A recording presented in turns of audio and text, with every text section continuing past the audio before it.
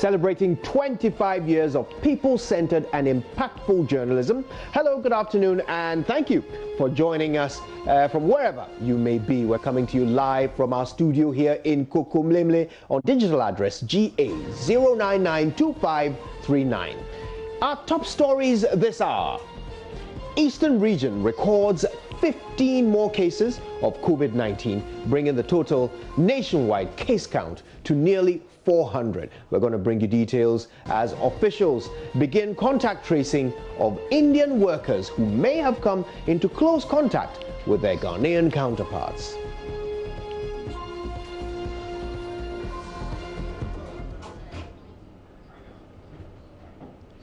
Mixed reactions greet government's decision to absorb electricity bills for the poorest of the poor for the next 3 months, and a 50% cut for individuals and industry.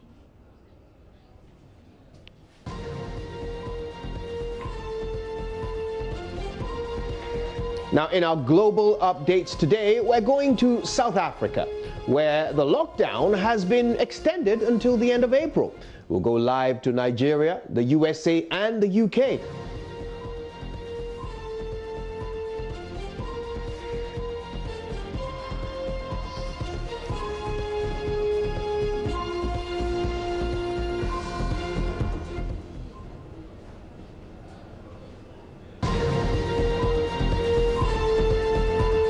Join us on DSTV channel 421, GoTV channel 144, and of course we're on YouTube, where we stream live. Join us with your opinions on WhatsApp 0540-109-009. My name is Kujo Yangson. It's a pleasure. Let's get started.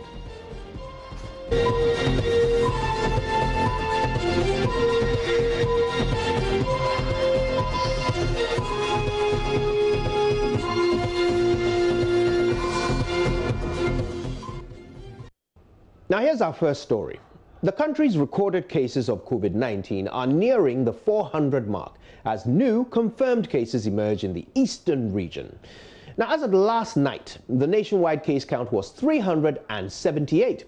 But earlier today, health officials in the eastern region disclosed to Joy News that 15 more cases have been confirmed, increasing the number of cases from that region to a total of 16.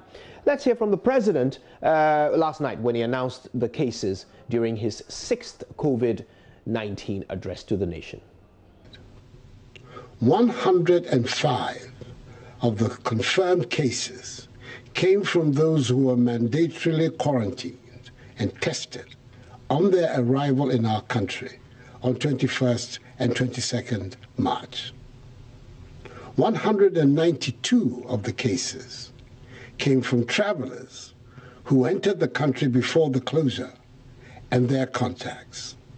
79% of the 378 confirmed cases are thus imported. We now have in total 378 confirmed cases of infections, with 6 deaths, 4 recoveries, 2 in critical condition, and the remaining 370 are mild cases who are in isolation and either being managed at home or at treatment centers. Fellow Ghanaians, I've come to ask for your continued patience as we continue to implement and extend the efforts that have so far proven to be helpful. Meanwhile, 15 more persons at the AFCON construction quarters in Kpung have tested positive for COVID-19, bringing the total number of confirmed cases in the eastern region to 16 as at 1 a.m. today. Eastern Regional Minister Eric Kwachi-Dafo, speaking earlier on News Desk, confirmed the case count, and he said all the infected persons so far are Indians. I can confirm that the analysis we have received so far, being confirmed cases from Noguchi Memorial Institute for Medical Research and authenticated by my Director of Health Services in the region, Dr. Mrs. Brichum. Yesterday we had 15 cases confirmed, bringing the total in the eastern region to 16. So I I can confirm this figure for you. Okay, so the total now is 16. That includes the initial case. They are all Indian, foreigners. All of them are foreigners? Yes, they are Indian. We sent a total of about, I think, 250 or so. And we just received half of it. And half, we have the 15 proven positive. So when we are able to finish with the contact basis, and mind you, there are 202 Indians in the camp. There are 2 camps for the contractor, the Afcons Limited. They are the company building the Tema to Pakadan railway line. You see, and they have 2 camps, one at Kenya, one at Bong. And it is the Bong camp where we have had the 16 confirmed cases. But they also work with Kenyans who live outside of the camp. But having interacted with them, we believe we should continue with the contact tracing to be sure that all of the workers have been traced and tested together with their families, their friends, you know, the enlarged contact. So we are on it, sir. Maxwell Kudeko is our Eastern Regional Correspondent. He joins me now via Skype with some details from the area. Maxwell, good afternoon. Tell us about this company where these 15 cases were recorded. We understand that they're into railway construction. What else can you tell us about them? Well, exactly so, Kojo. Afcon Construction is a company employed by government to construct the railway that connects Pakadan to the Tema period. They've been working for over a year now, and just as has been said, at 2 camps. The Camp B is located at in Lower Menya, exactly on where most of their workers are housed. Now we are aware that last one Indian who happens to be a supervisor of the company who returned from India some months ago tested positive. So as a result, health officials mandatorily quarantined about 244 people who live in the country were quarantined after the first Indian tested positive. Samples have been taken from all the 244 persons who are in the country. As of last night, around 1 a.m., health officials confirmed that 50 more persons have tested positive of COVID, the COVID-19. Sorry. As it stands now, the Deputy Director of Ghana Health Service, the Eastern Region, is with other health officials at the camp, trying to isolate the 16 persons who have tested positive from the rest. There are speculation about an increase of the number, but Deputy Director of Health Service, Dr. Antobre Patin, tells me that he can confirm 15 more cases, bringing the number to 16.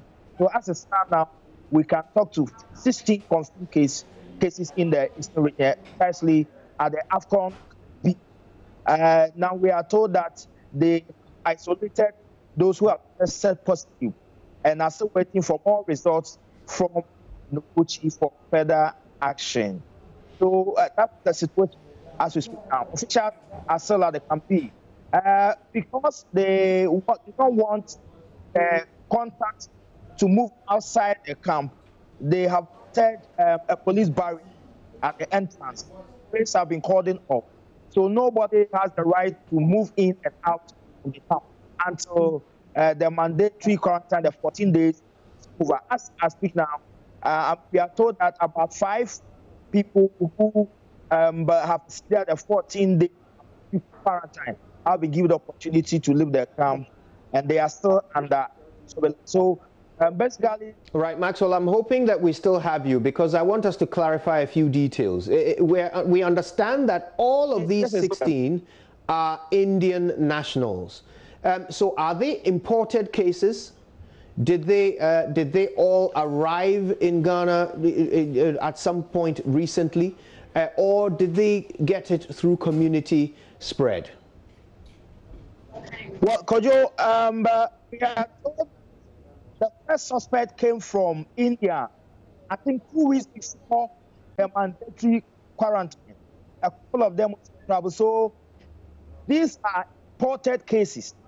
Health officials made us aware that so far all the positive cases are foreign nationals. All the foreign cases, they are all foreign nationals. So it's not a community issue. The camp where these guys are working, predominantly, the residents there are predominantly foreign nationals. That's the officials working for the Africa. So it's we can refer to it as imported cases. Right. So all of them, all 16 of them, traveled and returned 2 weeks before the shutdown of our borders. That's what you're telling us? According to the health officials, the first person tested positive traveled. But the others did not travel. We cannot confirm that now. Right. Yes, we cannot confirm that. But all of them are foreign nationals, according to the officials from the health. Right. So that means at least one of them is an imported case, but the rest of them may have been infected here in Ghana. They refer to them as contact persons. Yes, yes. Persons who have contacted the persons. Yeah. So it has result. Wonderful. Well, I mean, thank you. Certainly not wonderful, but thank you for that clarification. Now, how are residents reacting to this news? Well, there seems to be fear among most people who live in the Lower Menya area. You know, these foreigners work with local people. There's a local content of the kind of job that they do. We have people who reside in Odumase, who reside in Akosimo, even some even live around Somanya that work with the company. So the fear is that some of the local pieces may have had contact with these foreign nationals who supervise them. So there seems to be some fear. Since last night, people have been advocating for a total lockdown in the region so that health authorities will organize community testing or compulsory testing within the Lower Menya municipality and other municipalities or districts that are very close to the Odumase area. So people are not too comfortable with the report they are receiving, especially in an era that we have 16 confirmed cases, even though they are foreign nationals, but they believe that they also have had interaction with local people in the municipality. So it's like a fear something. Fear a lot of people leave the Lower municipality. There isn't a mandatory lockdown in the eastern region or the Lower Menya area for that matter. But are people, do you get the sense that people are seeking to distance themselves from each other to avoid potential spread? Well, 4 district assemblies, namely New Durban South, Akuapem North, Akuapem South, and the Okre District Assembly last week had an emergency meeting, and they built consensus on certain things that they needed to do to reduce community spread. So in these 4 districts, bars are not supposed to operate. And then they have mounted barriers at vantage places, especially when you are entering this district. There you meet a police barrier with a public health officials who check your temperature. If your temperature is beyond normal, they either find a place for you to sit, or they refer you to the nearest hospital for further interrogation. And so we don't have total lockdown, but in some districts, there are measures to curb community spread. Lower Menya have not declared any directives as to restricting movement of people within a municipality. But these 4 districts have already applied certain strategies to prevent gathering or mass gathering. Even though there are directives that should run shifts in order to reduce the people who gather at the marketplace, most of the markets in this area, especially in the New Japan South municipality, are not complying to social distancing directive. Yesterday was Thursday in Koforidua, and if you enter the market, you would see that a lot of people were in the market, and even those who sell are not adhering to the social distancing. So I can report that even though some of the districts have initiated certain movements to reduce the contacting, people who are supposed to comply with social distancing in our marketplaces are not complying with the directive. That is one reason people are advocating for a total lockdown in the Eastern region. Right. Maxwell Kudeko, thank you so much for that update. And Maxwell is our Eastern Regional Correspondent. Meanwhile, the Yellow Krobo Municipal Assembly in the Eastern region says that it's not going into lockdown as reported in sections of the media. Simon Tete is the MCE for the area. So I don't know where they got that information from. And also, lockdowns are declared by the president. So it is not coming from a municipal, it's not coming from me. So the news is false. We are still doing the sensitization of education and sharing Veronica buckets and tissue and liquid soap and sanitizers to the people and preaching the social distancing. And the task force is also going around to ensure that the people comply with the directives of the president. So we are doing everything possible to tackle the situation. Simon Tete there.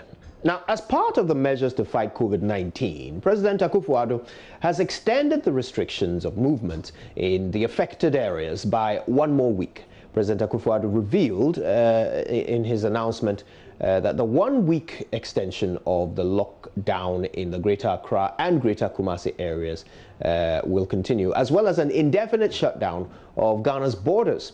Let's listen to the president. It is important that we stay the course and bear with the difficulties that come with it.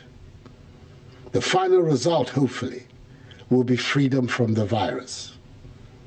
So the decision has been taken through the issuance of another executive instrument to extend the restriction on movements in the Greater Accra metropolitan area and Kaswa, and the Greater Kumasi metropolitan area and its contiguous districts by 1 more week, beginning 1 a.m. on Monday, the 13th of April, subject to review. With our focus on the 3 T's, that is tracing, testing, and treatment. We now see that the decision to close down our borders has been justified. 105 of the confirmed cases came from those who were mandatorily quarantined and tested on their arrival in our country on 21st and 22nd March. 192 of the cases came from travelers who entered the country before the closure and their contacts. 79% of the 378 confirmed cases are thus imported. Clearly, until we have the situation fully under control, we cannot at this time open our borders. They will have to remain shut until further notice. Now, environmental health officers are kicking against government's decision to exclude them from the various incentives available to frontline health workers. The group insists that they form a vital part of the health workforce. They're also demanding that their department be provided with PPE and adequate training to handle bodies of COVID-19 victims. Here's the Acting Regional Environmental Health Director of the Greater Accra region, Douglas Tego. Everywhere in the world, the EHO is being used as a frontline health worker in curbing this pandemic and other infectious diseases. All such countries have appreciated the risks these public health practitioners go through. It is rather sad that after His Excellency, the President of the Republic of Ghana, has asked us to remain and work as those who provide environmental health and sanitation services, we were knocked off the rewarding or motivating platform based on World Health Organization burial protocols. Should a suspect or confirmed case of COVID-19 patient die at home or the health facility, it is the environmental health officers who will disinfect the premises. Meanwhile, this vital force has not been trained and equipped in relation to that. Due to the neglect of this force, COVID-19 bodies are still lying in the morgues of certain hospitals, whereas World Health Organization has stated that COVID-19 corpses should be buried not later than 72 hours. These burials must be supervised by us, the environmental health practitioners. But without special training and provision of special PPEs for the burial teams, this cannot and has not been done.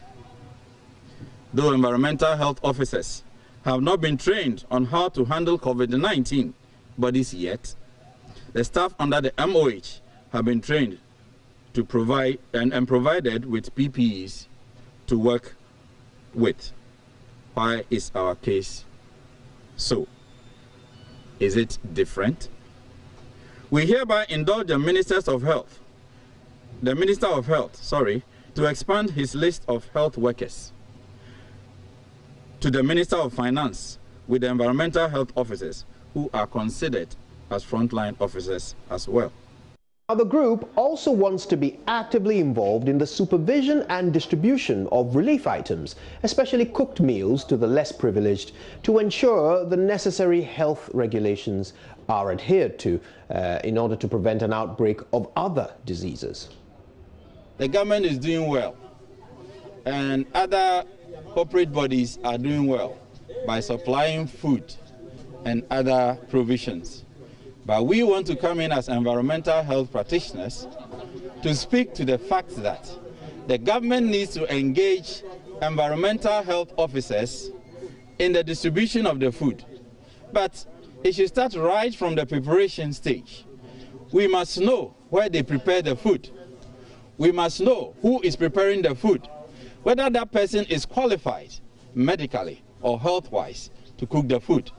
Those distributing the food, from dishing right to packaging, we want all of them to be covered medically. They should be screened before they do that. So that if it is restaurants who are preparing, then they must have a coverage of medical health certificates. We don't want the fact that after COVID-19, we get people with other diseases.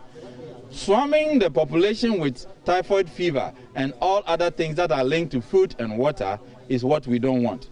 So we are pleading with the government that whoever is authorizing could be authorized, but then we must ensure that those people are medically screened before they distribute the cooked food and water. This is The Pulse, and we're only just getting started. Stay exactly where you are. We're back after these.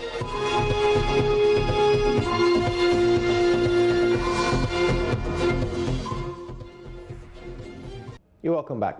Now, there are mixed reactions following government's decision to absorb electricity bills for the poorest of the poor for the next 3 months to mitigate the impact of the coronavirus on the populace. Although some Ghanaians have lauded the decision, others say a total absorption of power costs, just like water, would have been better.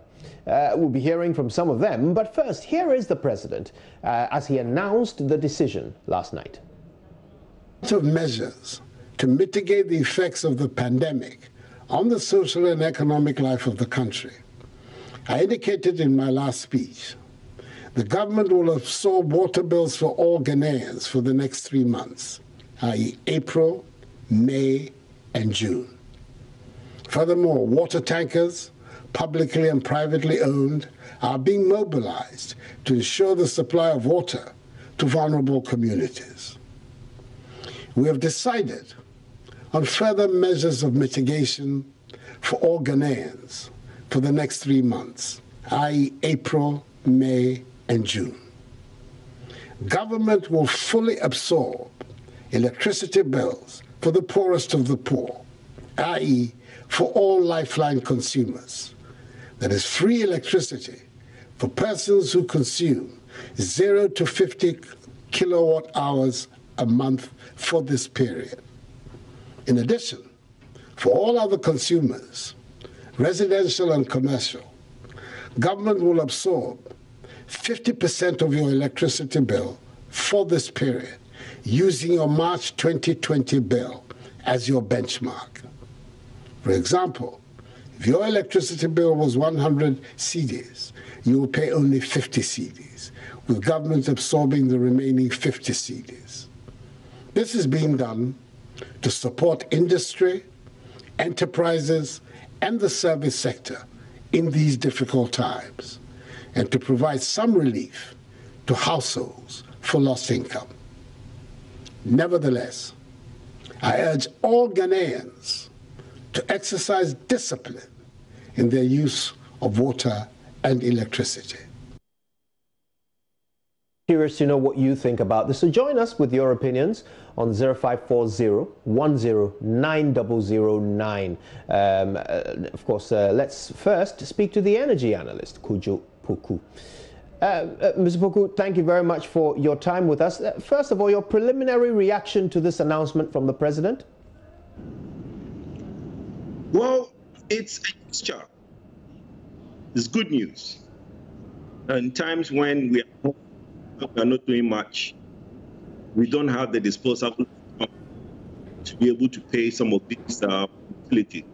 So to have water and electricity taken care of the way it has been, I think it's a good gesture from the government. Right. Now, of course, there are those who say, why not do with electricity what we did with water? Why not simply absorb all electricity bills? Well, as we are all aware, the cost in electricity is not the same as the cost in generating water. So it's very difficult for you to do 100% as you did water and electricity. Also, the reason some of us also that the benchmark should be made on the March is that if you are not careful and people decide to put all gadgets because it's free, then you might have a hike system and unnecessary demand which can itself bring down electricity in the country. So it is very essential that Ghanaians know that they should be mindful of how much electricity is used, and not everything is free. I think that is why the 50% is very important.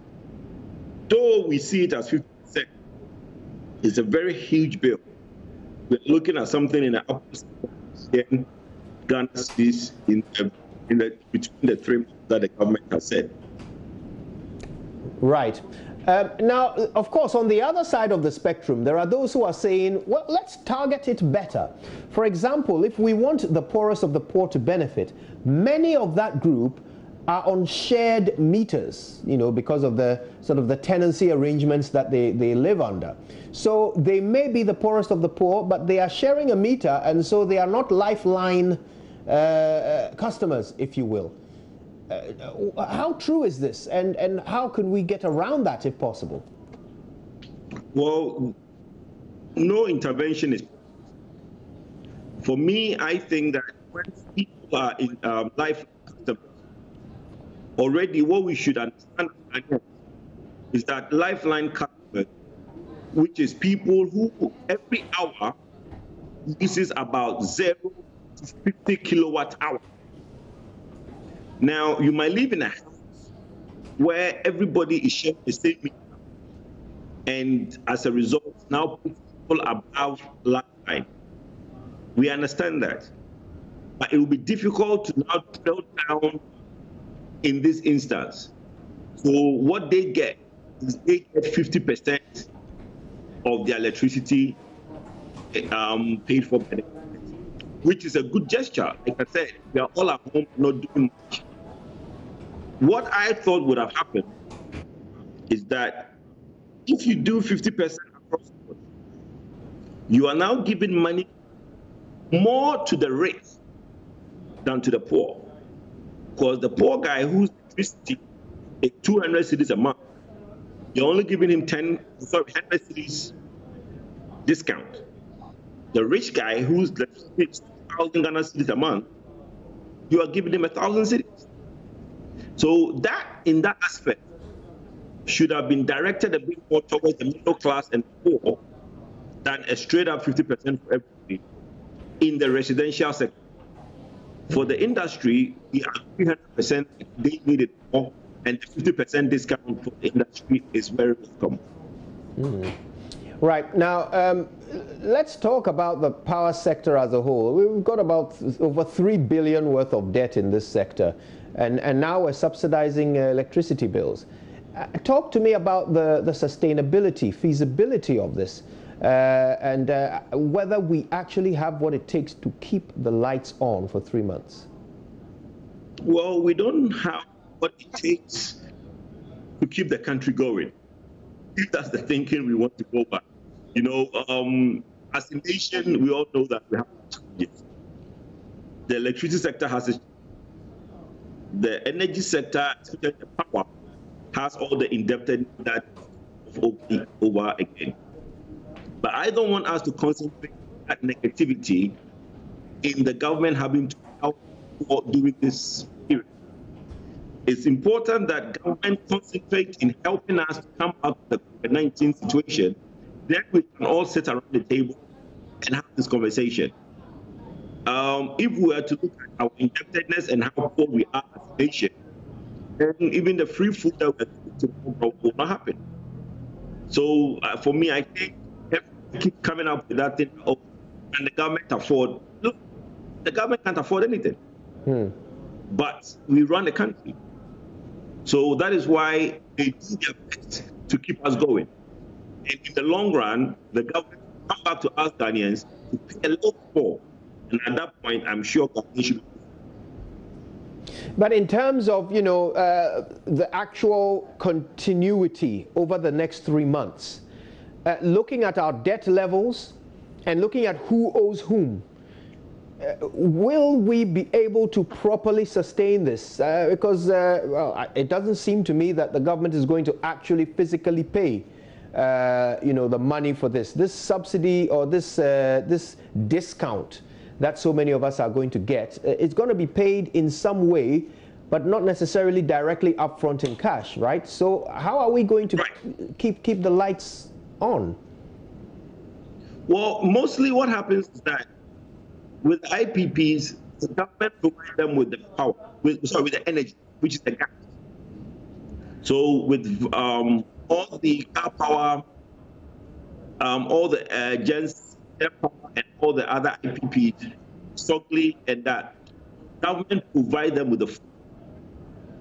So government will find the money, buy them what they are owed, and they've been owed this for some time, is the money due to them for the open air and their profit on the operations. In the short term, government will find the money to be able to pay them. The problem with the indebtedness in the sector is more to do with the medium to long term. Because everybody can scrape around $1 billion to solve a problem now. But then you cannot continue doing that for long term. So I'm thinking, within now, even the end of the year, government will be able to resolve and play around with some money. But then at the end of the year, when all this COVID-19 issue is over, you need to sit down and address that problem. Government borrowed something like $800 to refinance the IPP debt. That money is still with the government, so they can use it in other ways than going to buy back the IPP debts that the government decided that it was going to do, and maybe kick that process down to 2021. Right. Well, that's actually quite illuminating. I thank you so much for walking us through those explanations. Mr. Kojo Poku, of course, is a power analyst. Thank you very much for your time with us. Energy analyst, forgive me. Right then, so let's do a quick update. Let's go around the globe, starting with the World Health Organization. Now, there's a live press conference going on right now. The Director General of the World Health Organization, Dr. Tedros Adhanom Ghebreyesus, tough name in the middle there, has been given the latest on the pandemic. Opportunity to have briefings exclusively for our members. Thank you, Dr. Tedros. This said, I would like to ask you a technical question about the testing. I would like to have your opinion about the different tests. What is the difference and the efficiency between an antibody test like serologic test, the chest CT scan, the RT-PCR? What do you think, which of these tests are the most trustable at this level of knowledge? And also your opinion about antibodies treatments that some countries are testing. Thank you so much. I can start, and Maria will give you more detail.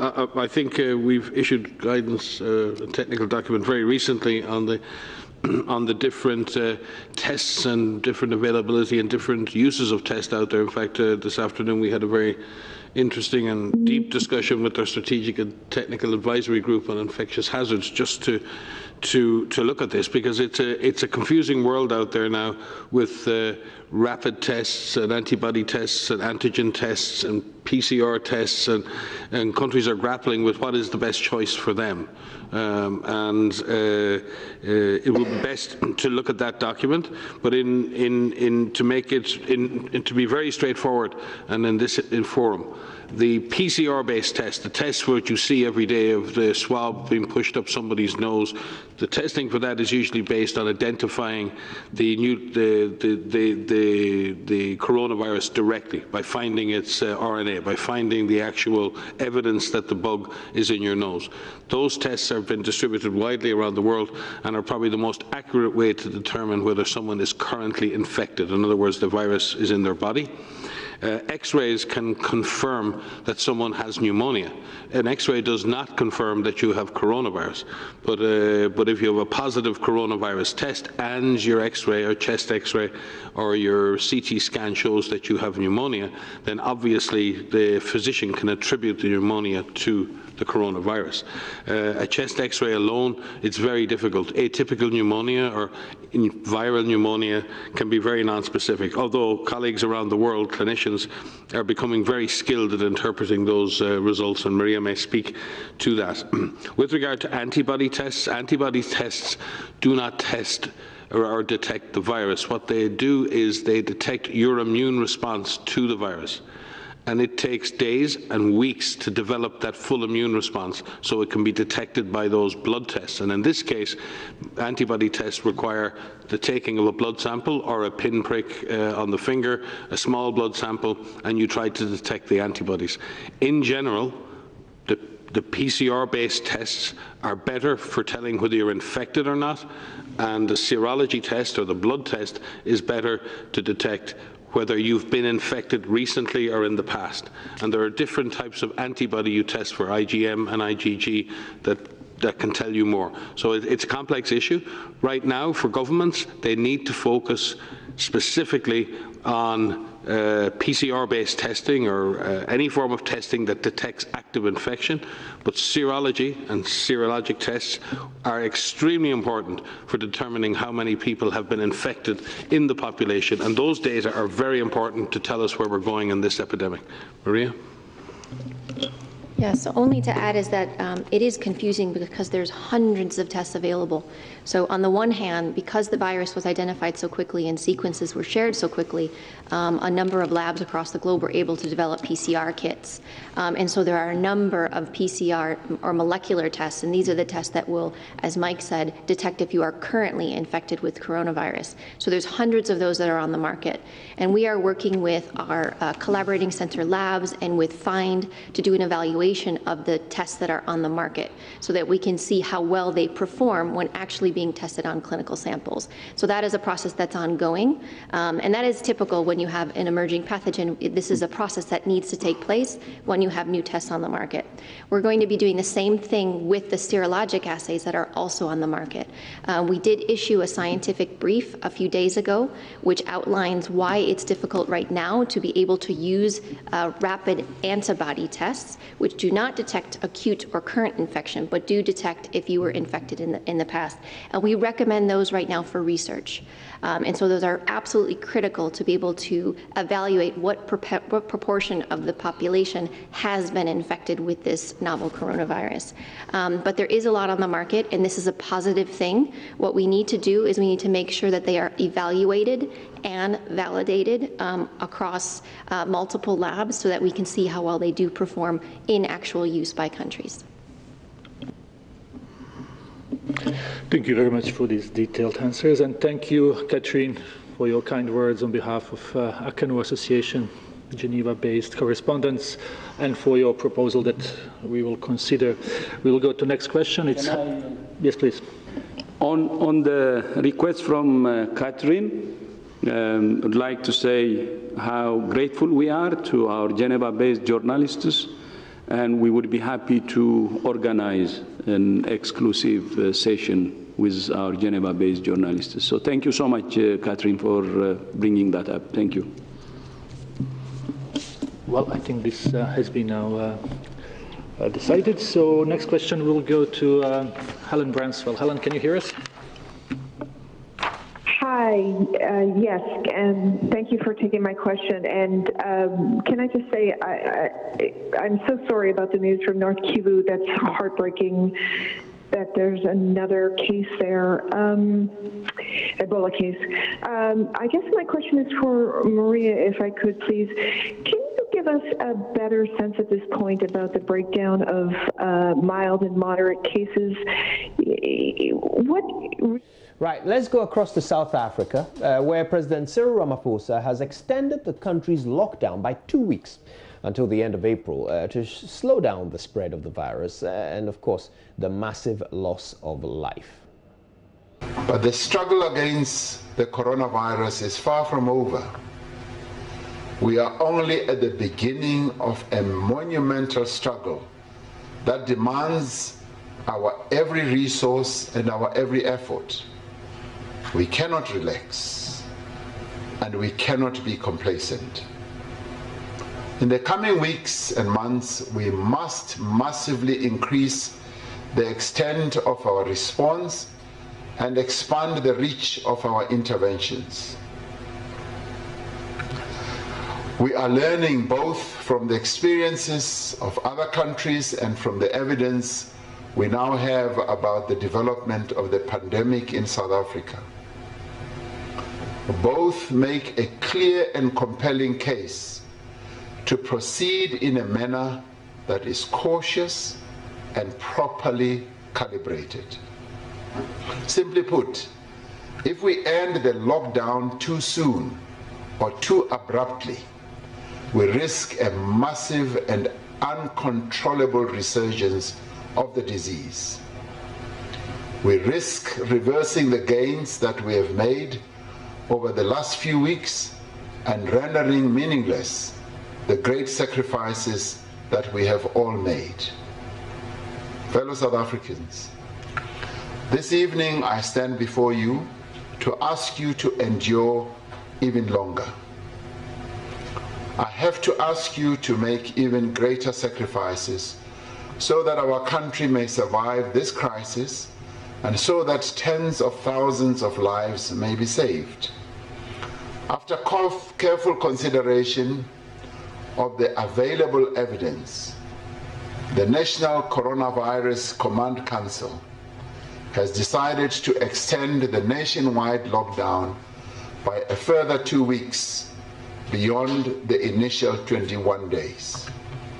This means that most of the existing lockdown measures will remain in force until the end of April.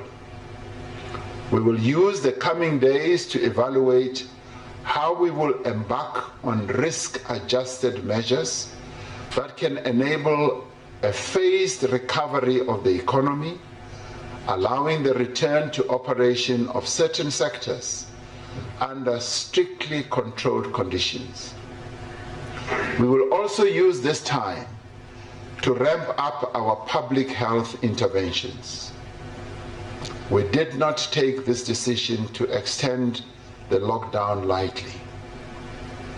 As your president, I'm mindful of the great and heavy burden this will impose on you. I am keenly aware of the impact this will have also on our economy.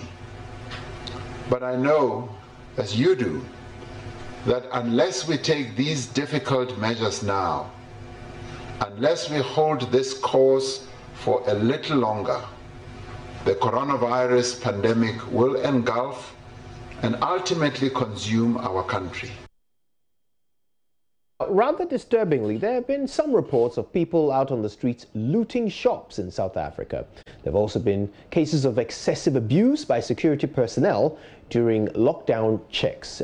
Duduzile Ramela is a freelance journalist in South Africa. She joins us now. Very good to speak to you once again, Duduzile. And I'm getting better at your name now, aren't I? First, what's on? Yeah. First, a quick reaction to the extension of the period of lockdown. How is that being received by South Africans? I think just hearing the president's address last night sort of confirmed for a lot of people, but I think also South Africans were open to the fact that we might see an extension of the lockdown, so it was just a matter of confirmation. So our president confirming yesterday that there is a lockdown in South Africa.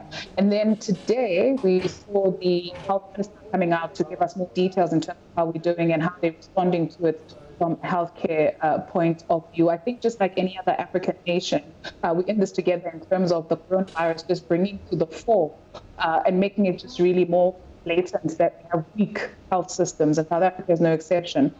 So in terms of tests that have been conducted in South Africa for people on coronavirus, it's 73,028 tests conducted. Confirmed positive cases of coronavirus climbing to 2,003.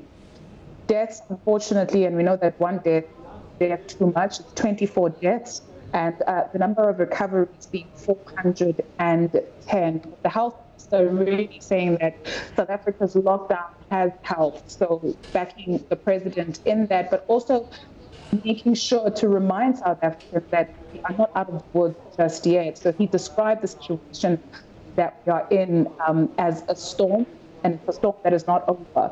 The storm is delaying, and we can't be complacent. So also just iterating that we need to abide by the rules of the law.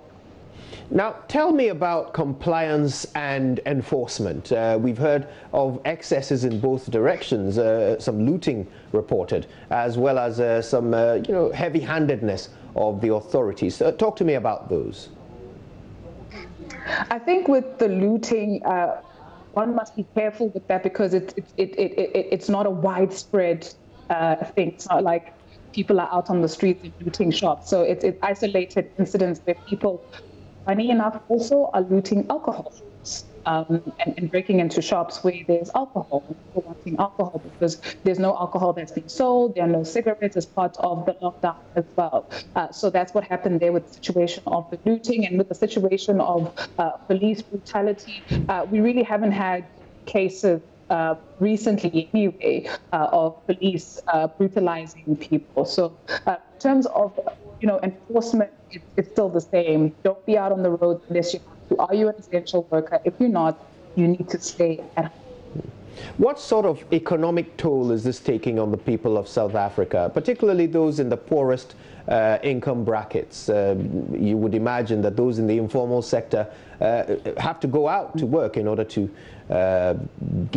get something to eat. How has this affected particularly that group of citizens? South Africa is an equal society. So you have those who have, and they have extremely, and you have those who do not have. And those who do not have been particularly hard hit in terms of their economic well-being, in terms of their general upkeep. So you have also a situation this week where we saw informal traders, there were concessions made to say that they can be able to trade, but they're not going to be able to sell fully what it is that they sell. They can only sell vegetables and fruit. And the argument, is that, again, this is just exposing the issues that we've always had.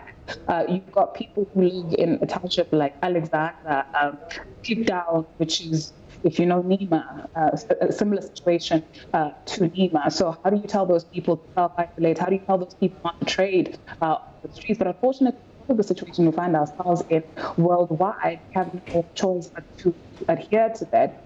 And now it's just about what kind of conversations do we have, right? About people who have extremely. We cannot continue as business as usual. And the majority of people in South Africa who are suffering are those people who have small businesses, informal traders. So yeah, it's a conversation that we're going to need to have heavily after this. Now, Duduzile, the last time we spoke, you told me about the two wealthiest families in South Africa who have been asked to make some donations.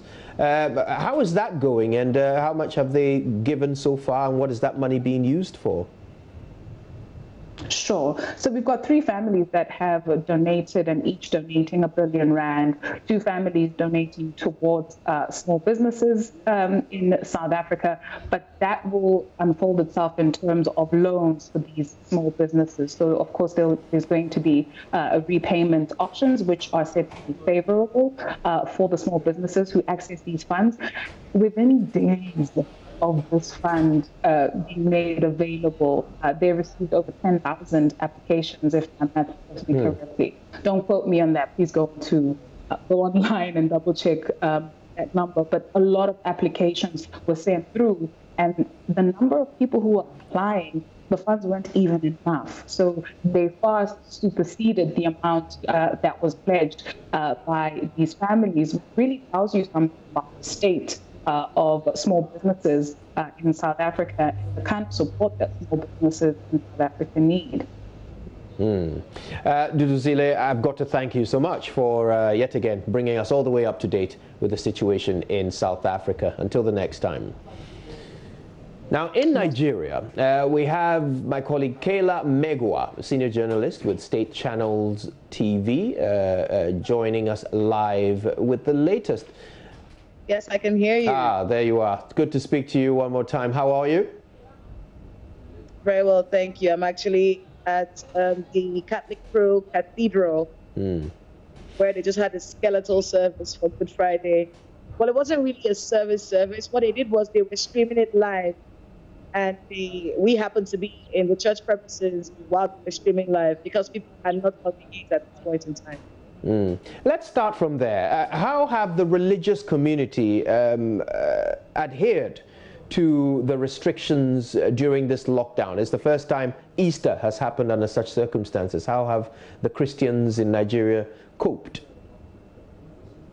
It has been really hard. But there's been a lot of compliance from churches and from mosques. I think last Sunday was Palm Sunday. So we took our time to go to many churches around the nation's capital and found out that many of them did not congregate in accordance with the lockdown. And today being Good Friday, it's actually a very solemn and sad situation right now, because this is one of those celebrations in Catholic Church where it's a lot of people and there's a lot of hugging, and today you're supposed to kiss the cross, you're supposed to do all of that. None of that happened today. None of that happened. Well, the service was very small, just a few church staff, to ensure that the live stream was done properly. And then there was also fact that there was touching, social distancing was adhered to even by the 22 I counted 22 members of staff right here at the church. So yes, it has been hard on the Christian faithful, but the adherence and the compliance level has been high. Tell us about this Nigerian actress who violated the lockdown directives. What's that about? Yes, this was, I talked to your colleague about this the last time.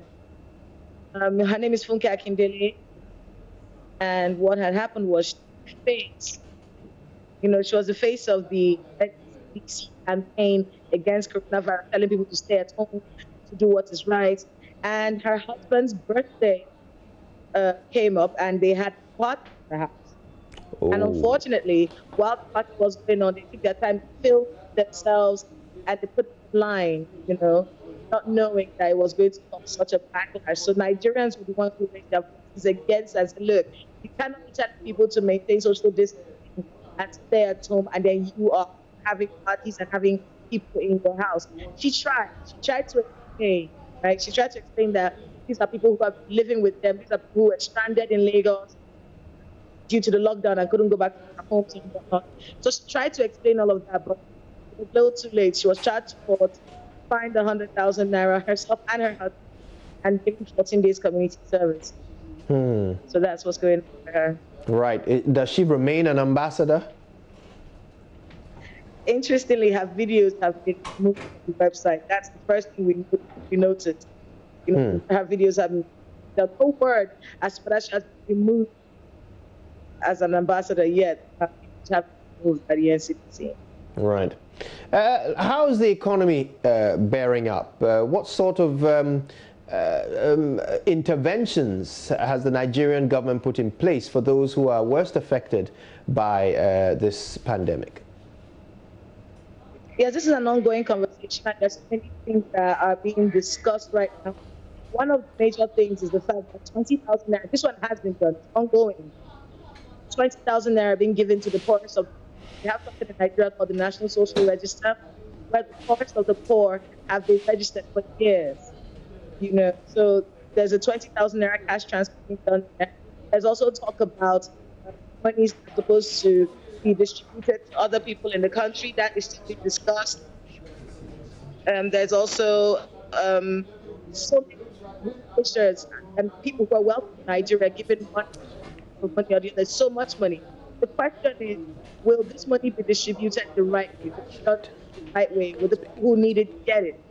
So that's an ongoing conversation. But yes, as regards palliatives, there are palliatives being suggested by the government.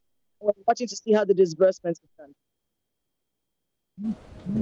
Right. So at this point, how is the healthcare system bearing up? Under the pressure of this disease. What are your numbers looking like, first of all, and is your healthcare system bearing up? I was just going to give you the numbers. I have 288 confirmed cases as of right now. 51 have been discharged. Because everyone great. That are beating this disease. We have to know that we're beating it. 51 people have been discharged. 7 people have died so far, and that is a cause. But the epicenter is still linked to the hotline 58. The nation's capital, which is where I'm at right now, Abuja, has 54. And then we have Osun with 20 cases, Edo with 12, Oyo with 11, and then spread across other states. But that's the situation right now. Now, one of the major things going on with the health sector is that we know where we are. We understand what the challenges are with the health sector in Nigeria. In fact, yesterday, the Secretary to the Government of the Federation was talking about how deplorable the health sector is in Nigeria. So prevention, in many cases, is better than cure in Nigeria. So everything is done to make sure that people do the right thing. Lockdown was a lot tighter today, and maybe it's because we have been complaints that the security agents have been very lenient to people who have moved around. But today is a total lockdown. And we're watching to see how the Easter holidays will go, because prevention really is better than cure in that situation. Kayla, once again, always a pleasure to touch base with you. We appreciate your time. and we will certainly do this again. Right, let's continue our whip around the continent. Benin is our next stop, where Carol Kanankin is the editor-in-chief of Gulf TV Africa. Carol, I pray I got your name right. Good afternoon. Thank you for your time. Good afternoon, even if you don't get your name. All right? It's okay. All right. Now, Carol, tell me about the numbers in Benin. How many cases do you have so far? We have 26 cases so far, 1 death, and 5. Okay. And which parts of the country are the hot spots? The Atlantic. Okay. I mean, the southern part of Benin. Okay. So what is the strategy of your government? Is there a lockdown? Have you restricted the movement of the people of Benin? Well, starting from March 16, when the first cases have been reported, the government decided to set up a kind of a plan to prevent people, to restrict movement of people, and it's a kind of record which has been set up. So, 12 communes are included into sanitary communities. Only those 12 communes are retreated. So people coming in, prevented from coming in inside those 12 communities. So, you can be moving around communities, but you cannot go out, and people outside cannot enter the 12 communities too. So to make sure that the spread of the coronavirus is kind of limited or contained. Responding to this, are they obeying? You allow me to continue? Yes, I was asking, are people obeying the directives, and are they sticking to the new rules? Yes, of course they are. You know, it's a police fighting, and the churches are closed, the schools are closed, and people are hidden by the various orders that the government has taken. You know, starting from a policy, a video conference between the government and into the monitoring installed to the COVID-19, it has been decided that all the people have to wear face masks. So it's because of the interview that I'm not verified. So the people, mainly in the top community, are compelled to wear the face mask. Well, Carol, thank you very much for that update, and we'll certainly stay in touch for more from Benin. Now let's step outside the continent. Let's go to the United Kingdom. My colleague Baba Tando is there. She has the very latest. Baba, it's always good to see you. How is it all unfolding? Boris Johnson is getting better, I hear. Right, we're going to work on that connection and bring you Baba Tando's update as soon as possible. Meanwhile, the United States ambassador to Ghana, Stephanie Sullivan, has also been giving a message to the United States citizens living in Ghana. She says if you're a U.S. citizen or a lawful permanent resident in Ghana interested in potential embassy-organized flights, an online portal has been created where you can put in a request. Here's the U.S. ambassador. Hello to my fellow American citizens here in Ghana. I'm Stephanie Sullivan, your ambassador. Like many people here in Ghana and around the world, I'm working from home these days. I know some of you are eager to return to the United States. I'd like to ask you to register in the Smart Traveler Enrollment Program, or STEP. If you haven't already, please do so now at step.state.gov, as this is the best way for the embassy to update you on health alerts, possible repatriation flights, and any change in the situation here in Ghana. Please monitor the embassy's website and social media platforms for updates on when commercial flights between Ghana and the United States may resume. You'll also find there information on any U.S. Embassy-coordinated chartered repatriation flights, should they become available. If you are a U.S. citizen or lawful permanent resident interested in potential embassy-organized flights, please complete the online request form on our website. Fill out one form for each prospective traveler. To all U.S. citizens remaining in Ghana, please adhere to the government of Ghana's call to stay at home as much as possible. Let's each do our part to help prevent the spread of COVID-19. I wish each of you good health and safety today and in the days ahead. Thank you.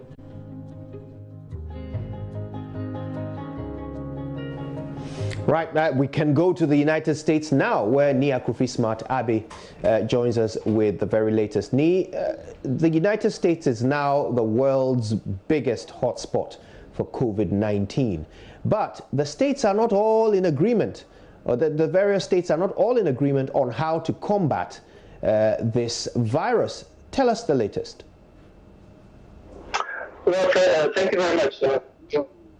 First of all, you're right.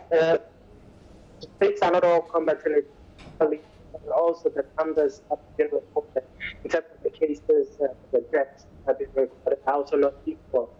New York State, for instance, leading the pack right now as it stands. As of today, for 159 cases have been reported for people that tested positive, and then we have about 7,844 deaths that have been reported. But New York City, which is the Manhattan, Brooklyn, Queens, Staten Island, they have the highest number of cases. Of course, outside of New York, Los Angeles, California, next biggest cases. What we've noticed, or a lot of the rural states have so many cases, they have so many positive cases. But also what keeps coming up is the fact that there is not enough testing all around the United States. So the figures that show cases are going up, but chances are that the figures are not seen or being media and by the various officials. Right. So at the moment, New York is the hardest hit, but they believe that they might actually be approaching a flattening of the curve, that they might be hitting their peak very soon. How is Governor Krobo managing that situation, and how are the people of New York reacting as the numbers keep piling up? Well, Governor Krobo just had his daily press briefing, but after the political results, and hope to speak to you.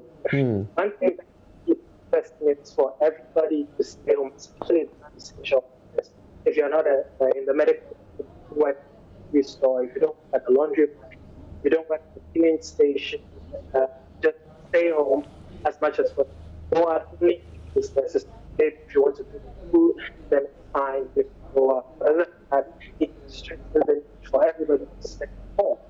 And over the past week, I think since last week, there's been a change in communication, Center for Control, now encouraging everybody in the United States to wear face masks, if not completely and mask, at least or if it's a handkerchief, just make sure once you're stepping out of the have to cover your face.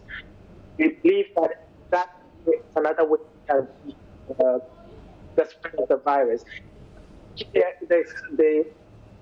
explanation they're given this time, if everybody covers up, it's not only you from being treated by someone who has the virus, but it's also for you if you don't have the virus, but not sure covering up or wearing it covering stops you from spreading the next person.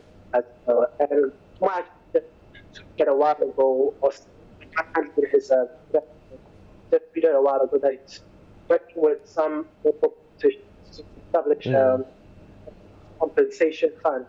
Right. Frontline workers, the emergency service workers. Okay, Nii, thanks for that. Now, let's cross the pond to the United Kingdom. Baba Tando is standing by there. Now, Baba, thank you for joining us. We're hearing great news about Boris Johnson, but also an important update about the Ghanaian High Commissioner to the United Kingdom, Papa Uso Nkrumah. What have you learned, Baba? Kojo, the biggest news or the breaking news for me right now is the fact that Ghana's High Commissioner to the UK, His Excellency Papa Owusu Ankoma, has tested positive for the COVID-19 and he's currently in hospital in intensive care unit. But there's also some good news to it, because as I'm told by a close source to him, he is responding to treatment. So yes, indeed, Ghana's High Commissioner to the United Kingdom, Papa Owusu Ankoma, has tested positive for COVID-19. He's in intensive care in hospital, and he's actually responding to treatment. So that's the news for you. But could you? There are 4 major talking points today. You've already mentioned one of it, that Boris Johnson is out of intensive care, but he's still in hospital and is also recovering very well. But the 3 other issues that have been issues of debates today on almost every media house have been about, what powers the police have.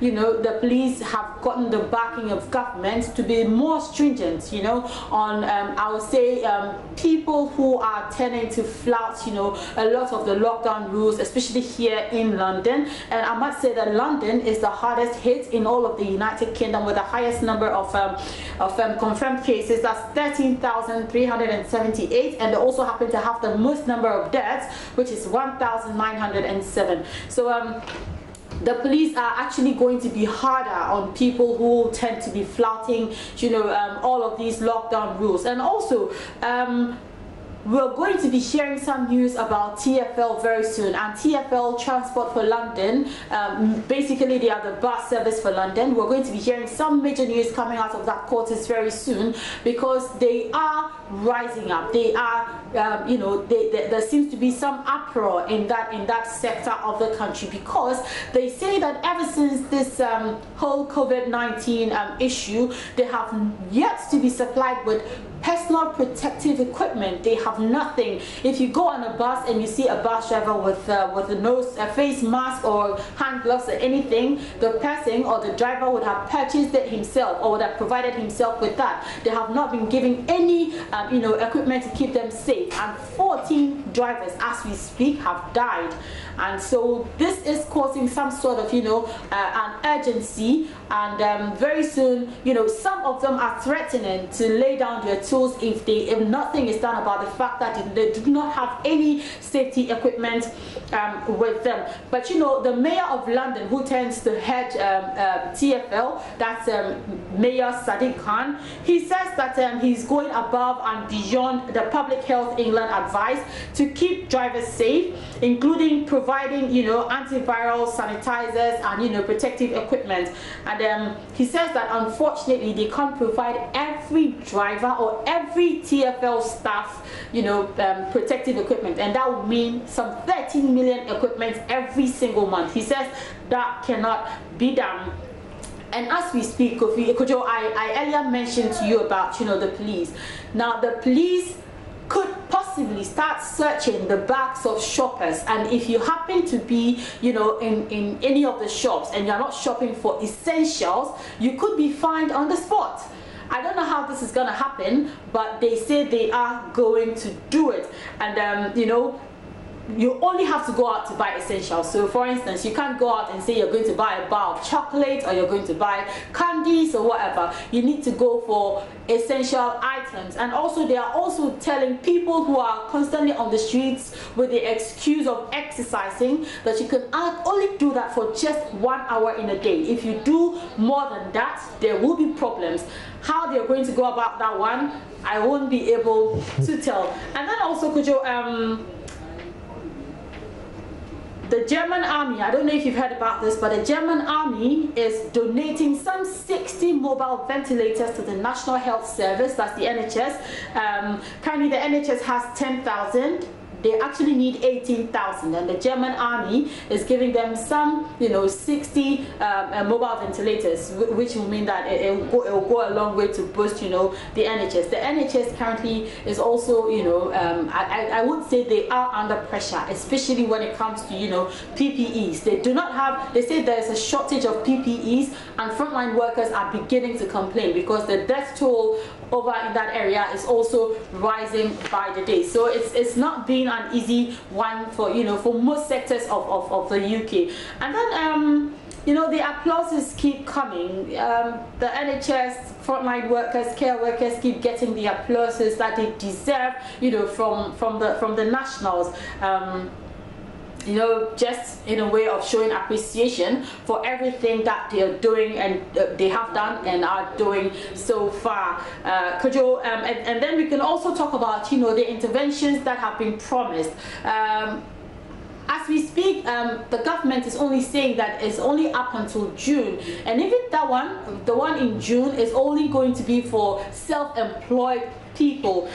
These are going to be some sort of reimbursement schemes, and that would be solely for self-employed people. So I don't know about, the others who are in other forms of employment. So that would be it for the interventions that are coming up. And it happens to be Good Friday. I don't know how it is going in Ghana, but over here in the UK, and especially in London, there are virtual messages, from most churches. It's just been virtual messages going on around. And the churches are saying for a very long time, ever since they got involved in, streaming online their services and all of that, they seem to be getting a high patronage. And especially for today being Good Friday, their services were, their sermons or the church services were actually highly patronized online than it has been in previous times. And so, Kojo, these are a few of the issues that are going on. If you have anything else you want to ask me. Baba, it's amazing how you answer every question in my head before I get the chance to ask it. But you have certainly given us a very comprehensive update there of what's happening in the United Kingdom. I suppose one thing I'd be interested in knowing is whether or not the Ghanaian community are doing anything as a community to combat COVID-19. What sort of activity have you been monitoring? Well, Kojo, unfortunately, the Ghanaian community has not been able to come together as a unit, to do anything. What they do is to send messages around. They are doing this virtually. You won't see them meeting up or, unless, they have these meetings, like I've said, virtually. But there's also one problem, which has been raised by a number of people. People are beginning to complain that there isn't too much information out there, especially from the GPs and surgeries. They say they don't have any information at all, especially on, for instance, if you come to Mitcham, people in Mitcham would like to know how many people in Mitcham have actually contracted the virus, or what's the current state, with the situation. They have no such information when they go to their GPs or the surgeries, which is the most ideal place to get this kind of information from. And so this is also beginning to tell on the people, and they are agitating. People want to know. It looks like what's happening online, what's happening on television, what's happening on radio seems not to be enough. So they would want their GPs and surgeries to be well equipped to give them as much information as possible, so they can, they can know their next line of action. And as we speak, looks more like UK is going to be in lockdown for quite a longer period than anyone expected. Baba Tando there, reporting from the United Kingdom, from London, which is the epicenter, unfortunately, of COVID-19 in the United Kingdom. Baba, thank you ever so much, and let's stay on top of what's happening with Papa Uso Ankoma if we can. All right, you're watching The Pulse, and well, we're going to take a quick break to give a salute to our sponsors, but Frontline comes up right after this.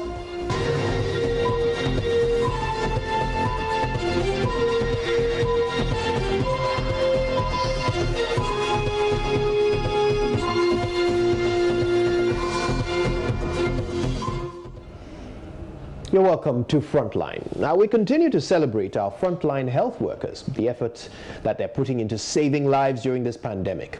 Now, on Frontline today, we're speaking with Dr. Opoku Wariampoma. He's a consultant, plastic surgeon. But before that, watch this. Personal protective equipment, just as an dress, to help protect frontline staff. We are appealing to corporate organizations, traditional rulers, really individuals, organizations, and individuals to come to our aid. Let us remember to keep safety foremost on our minds. It's important to make sure that we are careful with flammable substances, including hand sanitizers. Let's also be careful with our use of gas and other sources of heat that can cause burns. The home environment should be safe for children so that they do not get injured unnecessarily. Please be safe and keep the hospital free for other sick people. Do remember to pray for us as we work on your behalf. Let's win this fight together. Thank you. Right. Now, Dr. Opoku Ware Ampoma is a consultant, plastic surgeon at Korle Bu Teaching Hospital. He's at the burns unit. Dr. Ampoma, thank you so much for speaking to us. Now, tell us, these are not ordinary times, as we keep repeating to ourselves, but how exactly has it been for you practically during this period? Right, we'll have to clean that up and bring you Dr. Opoku Ware Ampoma's musings on this matter. But in the meantime, why don't we have a look at what you have been saying about this? We've been asking questions. We've been asking you to tell us what you think about the president's announcement and the initiatives that he has put in place.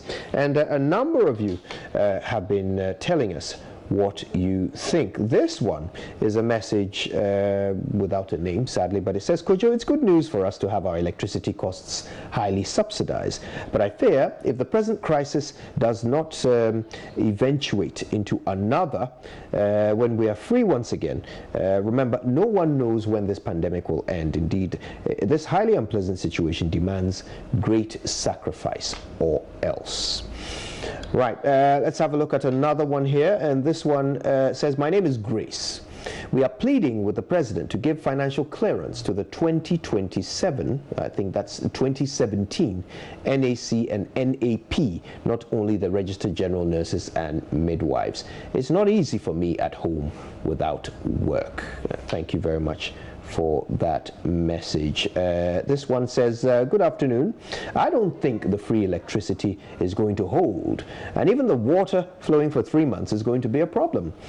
As we speak, water has been off for 2 days now, so washing our hands is really difficult here. This is from Mulu Emmanuel in Hohoe and the Volta region. Thank you for that message. This one says, hang on, I've read that one already. This one says, Kojo, good afternoon. Since the entire country started fighting this deadly virus, government has announced many stimulus packages, which are very good. Now, over 30% of our children in this country attend private schools. Please, what is the government saying to the teachers of these private schools? And this is from Senior Siaka Desmond of Techre Ahafo. I hope I've said that right. Thank you very much for that message. Now, let's see if we can reconnect with Dr. Opoku Ware Ampoma. Doc, thanks again. You were in the process of telling us what it's been like for you. Yes, I said we've been trying to get ourselves ready to deal with any issues that would arise from this pandemic, as well as also trying to make sure that we don't take our eyes off the ball with respect to other patients that also have other critical life-threatening conditions. And as you're well aware, there have been issues about the health and safety of our frontline staff and the preparedness of the entire nation for the worst case scenario, etc., etc. So we've all been trying to put our minds and heads together, and we are grateful to the government and to corporate bodies and individuals for right now to the call to supply health workers with protective equipment and other supplies so that we can be on top of things. Right. Now, let's talk about that, the provision of supplies. Now, this is important for all of you who are working in hospitals, not just those who are dealing with COVID-19 patients. Tell us about the reality of the numbers, the availability of PPE, and all the general supplies that are needed to take care of other conditions in addition to COVID-19. Yes, I think initially there were quite a few changes. What we should realize as a nation is that every hospital, whether public or private sector, that deals with patients, whether outpatient or inpatient, is a potential frontline because, when a COVID patient is presented to a facility, there will be no bells and whistles announcing that. So every facility has to have a certain level of preparation so that, in case a case shows up, they will have the preparation and materials that are necessary to deal with this problem. So initially, I think there were some challenges in terms of how widespread the situation was. But I think now everybody is going to get a message that every facility is important, and so we're seeing an improvement in the availability of PPEs, but there's still a lot more that needs to be. Right. Now, we are always reminding everybody that these are not ordinary times, and that's certainly true for you and your colleagues. Tell us some of the practical ways in which you have had to adjust. What are some of the things that have changed in the way you do your job since COVID-19 became a reality? Yeah, so one of the things that we've had to take this issue of social distancing practically. And so we've had to review our outpatient attendance and the numbers, because previously you find that you had a huge crowd of people sitting in the outpatient waiting to see the doctor. So now we've come up with an appointment system which schedules patients so that not more than 10 to 15 patients are scheduled to see the doctor within a 2-hour period. So they come in batches, so that we know all bunch up together, and then we try to see them as quickly as possible. We also encourage our patients to also wear their own safe, and then keep the health workers also safe. And the health workers are all wearing the requisite PPEs for whatever situation that they are dealing with.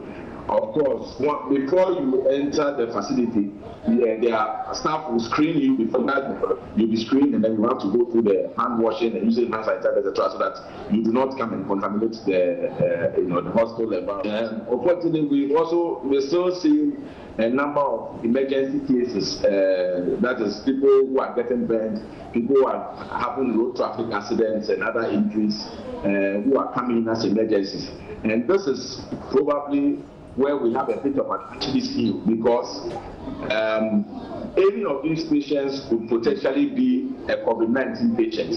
So how do we screen these patients readily? Because if you look at our test results, the turnaround time is still a bit too long.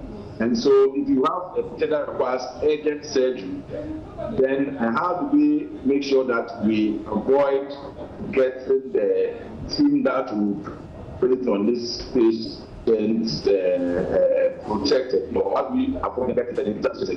So those are some of the challenges. So at the moment, what we are doing is that we assume every patient is a potential carrier and try and take appropriate precautions. Right. Now, of course, the strain on our public health system is palpable, is visible. We had a weak system to begin with, but now, these numbers are threatening, the very integrity of our public health system. So the last thing we want is for us to have any increase in any other kinds of conditions that will further take away from our limited resources. For example, burns, which is your area of expertise. So what would your advice be to families during this time, during lockdown, to prevent burns?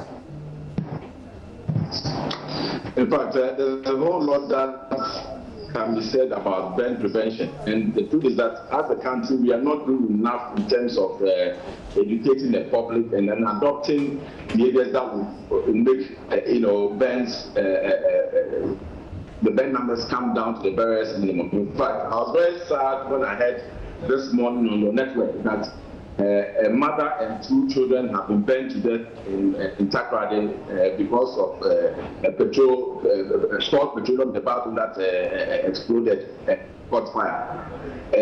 So one, these flammable substances are not supposed to be stored in the regular containers. They are prescribed containers that are meant to store petroleum products. They are usually metal and they have quite the same class.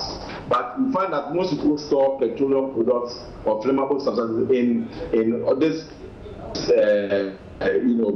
4 gallon or other types of plastic containers. And even when you pass by them, you can smell it. Once you can tell that they're of an explosion. And so we all need to be careful. Petroleum products are not supposed to be stored in the house. You have to have maybe an outhouse or garage somewhere away from the sources of flame where you store such things. And you need to be in the prescribed containers. Now, coming back to the home situation, we need to be careful with the way we handle hot water. We are about to enter into the rainy season, and many people tend to prepare hot water to bath. You find that most times when we prepare the hot water, we want to carry the hot water with us, to the bathroom before we hydrate it. But in the course of transport, somebody can take you can provide with some of a child and a can where you are preparing it. The same way, the kitchen, for instance, is not a playground for children. You find that many homes, there's no clear demarcation of the play area in the kitchen. So the kitchen is part of the playground space for the kids. So the kids are running around and then they run into hot soup, run into flames, etc., and they get burned. So we need to be careful about it.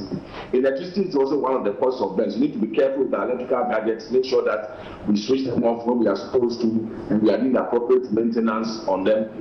And then the way we handle chemicals and other hazards in the home is very, very important. You don't put flammable substances or acid and other chemicals into Coke bottles or Sprite bottles. So our children think that these are soft things, and then they pick them up and bring them accidentally. So it is a question of being conscious of our environment and being prudent, making sure that the home environment is as safe as possible for ourselves and for those our loved ones who are in the house.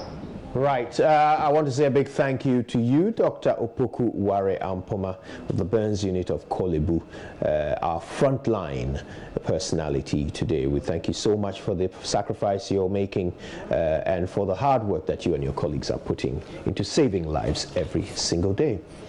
Now, the leader of Ghana's COVID-19 test team, Dr. Samuel Kaba, says health workers remain unfazed and will continue to put their lives on the line to contain the coronavirus in the country and deliver care to parents. Dr. Kaba says the recognition among the general population, coupled with the incentive package announced by the president, are enough motivation to keep them going. He's been speaking exclusively to my colleague Latif Idris about how Ghana can go ahead of the pandemic. You are making an hypothetical this and that. If we have all the results today, right? It can happen that you have all the results and they are all negative and just few positive. You've got to be hopeful and you've got to have confidence and trust in God that we also have to prepare for the worst. So that's exactly what we're doing. We're working hard but preparing for the worst. So right now we are preparing so hard for the worst. If all the results come and they are positive, what do we do?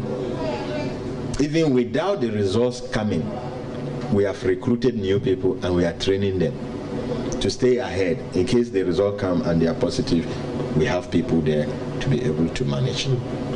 So that's going by the president's word that we are going ahead of the virus. Exactly. We are working hard to always be a step ahead or two. Frontline workers, are you motivated enough? Well, you heard the president talk of it, and people are happy. People are very happy, and also a lot of people. You see, one of the motivations for me is when people acknowledge the job you do. And most of the people considered as frontline workers, they get calls, they say, oh, we are with you, you are in our prayers, oh, good work for what you're doing. Even that moral boosting factor where people acknowledge, people are happy with you, makes you even happy extremely than whatever they can give to you. I'm not saying that what you can get is not important, it is, but knowing that it's priceless what you are doing, because I have kids, all the health workers have kids, but we are putting our life online. If I die now, no matter how much you give to me, my kids will suffer for the rest of their life. You can't bring me back. But I'm very content because when you work, people appreciate what you are doing. It's not in finances, but it's in that smile that makes you feel happy. Now, Pan-African insurance company Sunu Assurance has presented PPEs worth over 120,000 Ghana cedis to the Ministry of Health to help frontline medical personnel protect themselves against COVID-19. Head of SME Marketing and Retail, Ebenezer Abeku Onuma, said the presentation is part of their social responsibility to assist government fight the spread of the virus. He reiterated the need for the general public to continue to stay at home as directed in order to efficiently reduce the spread of the virus. Sunu Assurances is a Pan-African insurance company with a presence in 15 African countries, cutting across insurance and banking. We are here for a very simple reason that we are all familiar with. COVID-19 invited us here. So what we are doing here today, by way of presentation to the Ministry of Health, all the other subsidiaries in the 14 other African countries are doing same. And we are doing this presentation to help the frontline health workers to protect themselves and to protect us. So that is the essence of our meeting here, and we are pleased to inform the general public that as part of our social responsibility, we have presented items ranging from gloves and sanitizer. What we've done is in excess of over 120,000 cedis. The advice is quite simple and straightforward. Stay at home. Stay at home, because like we've been told, the virus will not move. It is human beings that carry the virus. So if all of us decide to stay at home, we'll keep the virus at bay, and we'll also be mindful of our hygiene practices so that we all live together for tomorrow. Get this, Multi-Pack Limited, the producer of 5-Star Energy Drink and Perla Water, have presented bottles of water, sanitizers and hand soap worth 30,000 Ghana cedis to the Ministry of the Interior. Head of Sales at Multi-Pack Limited, Rabia Bourji, said the gesture is to boost the ministry's morale in their work and fight against the COVID-19 pandemic. As we continue our support to all the sites, today we had ministry to donate the personal protective equipment to ensure the safety and the protection to the ministry, and then to striving the limit of the spread of COVID-19. We will continue more and more. We have more sites and also more communities we are going to visit and then support to kick out the disease. It's around 30,000 Ghana cedi between water and then gloves, mask, and then the hand sanitizer and the hand soap. Multipack is a producer of 5-Star Energy Drink, as I said, and Perla mineral water, and then juices, all kind of soft drink and beverage, malt, juices, a lot is coming also. We are since 2006 in this country, and also we will look forward. We have many things coming forward by God will, and after this disease will end, we have new things to the market and then to the country. Stay home, stay safe, please. Assist with the government. It's very important to assist to help our homeland. Now, Chief Director of the Ministry of Interior, Adelaide Anokumi, who received the items, said the ministry is working hard with all relevant stakeholders to ensure all directives are adhered to in the fight against the pandemic. For this gesture, once we are in this fight, COVID-19 together, we warmly accept such gestures as a corporate social responsibility of companies that want to help Mother Ghana. This ministry, we have asked our staff, we've reduced the number of services. In fact, we've even cut down on the services that we provide to the general public. So we have a lean staff showing up every day so that at least we have this social distancing philosophy promoted. We also have our Veronica buckets and our table set up here to ensure that anybody who enters the premises washes his or her hands. We also have sanitizers. My minister is very religious when it comes to this. You must see him whenever he enters the compounds and he leaves the compound, how he religiously goes to the Veronica bucket area to wash his hands. So this shows to a very large extent the good leadership and as well as the discipline inculcated in us to ensure that we fight this pandemic together. By and large, we are on the ground working as well as our agencies. Right, then let's go to Kaswa, where traders are asking the Ewutu Senya East Municipal Assembly to reopen the Kaswa main market for use. The assembly shut down the Kaswa main market over breach of social distancing protocols. However, they designated about 4 satellite markets within the municipality to all traders for them to continue with their business. The traders, however, have refused to relocate. They've displayed their wares at a park near the market, causing traffic congestion and defeating the social distancing measures. The traders argue that the new designated centers would have a negative impact on their business and are asking the assembly to reconsider its decision. Listen to some of them who spoke to Joy News. Right, so just behind me is the Datus Park, where the Kaswa market women have moved to continue their trading a day after the assembly shut down the main market over breach of social distancing protocols. Well, here at Datus Market, it is not happening. That lockdown directive has been disregarded by traders of those markets, and for them it's basically because the Datus Park, it is quite small, and that all of them have been compelled to move here. That is why the place is congested and crowded. If you see behind me, people have to shove themselves before they get into the market. When you see the traders there is no social distancing working. The space in between them is less than 1 feet. That is quite dangerous for them and defeats the purpose of which the assembly decided to move them there. Let me just talk to those women who is a trader here briefly.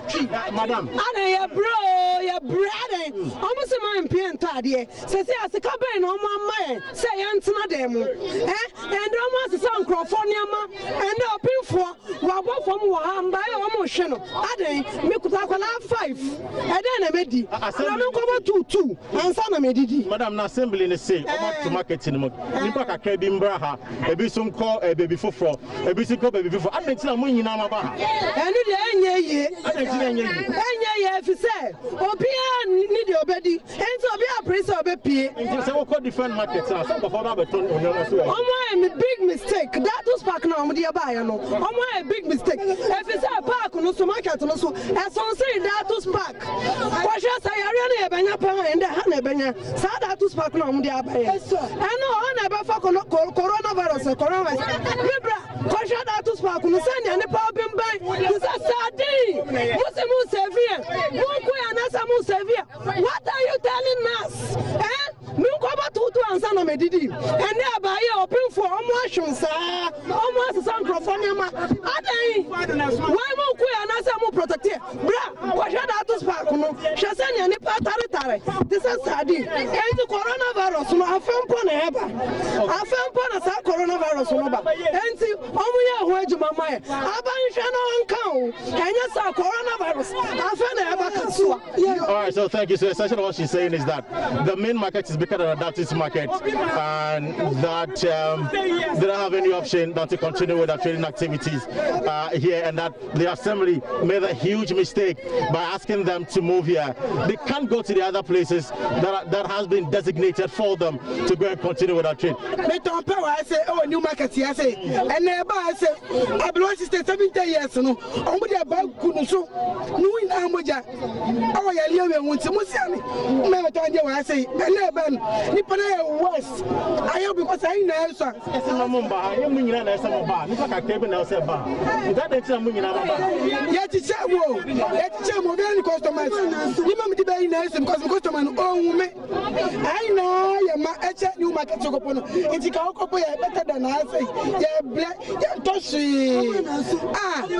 Okay, so this woman also says that the reason why they are not complying with the assembly's rule is basically because they have their own customers. So when they move to different places, what is going to happen is that their customers will not be able to locate them to come and buy their goods. That is why they've all decided to land themselves up here at the Datu's market. Now let me talk to this woman finally for her reaction. Madam, what's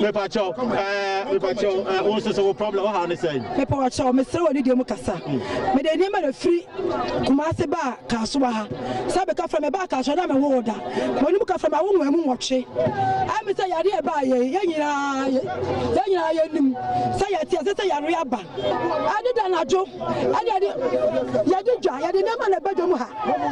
Ya wada bia yadi no bedu afia maka de fia da wa ha. Yadi de bedu ha da najo. Yasi bu kofo me say from de ba de. Yadi me so bata mo de ko. Yashi say be ka fi antin ha. Me baby nintra na bata na nchai. Anaju ba ye. Omo ka say ene ma nko. Ana mo say ye ko market so ye ni ojosi wo ho. Papa, ye dey ma sia na owura bi no bata no de ko. Ya pa na cho biara. Say afro cross na ba ye. Say omo so maka say.